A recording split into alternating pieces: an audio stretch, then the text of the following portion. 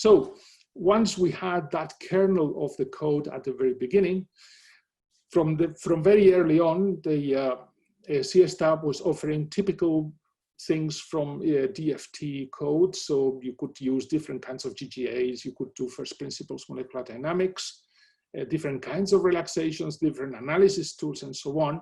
And the early code and the details of the method are all explained in a key publication in the Journal of Physics Condensed Matter of 2002, Soler and other co-authors.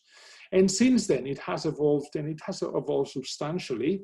And there is a recent account of the recent status in this other paper by Alberto Garcia and others in the Journal of Chemical Physics this last year in 2020.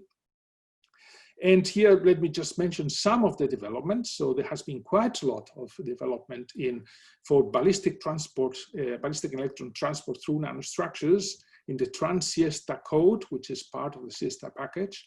There is also time-dependent DFT in real time.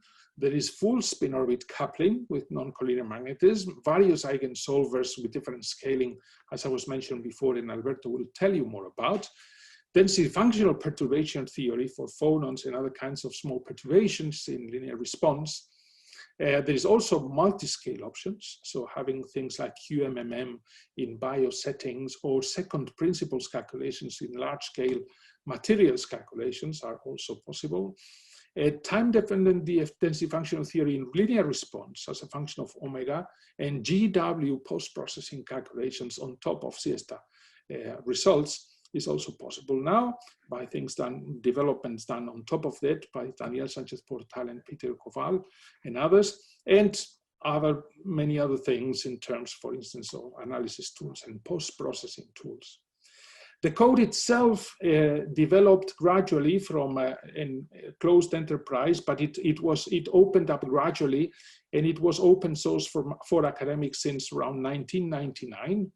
And it became fully open source in the GPL, under GPL license in 2016 for several reasons. And you can find the whole of the project there. So it is the trunk, the different releases, different branches with different things that are being implemented, and even branches of other possible people that are contributing to the project and are making their branches public. So all of that should be findable there.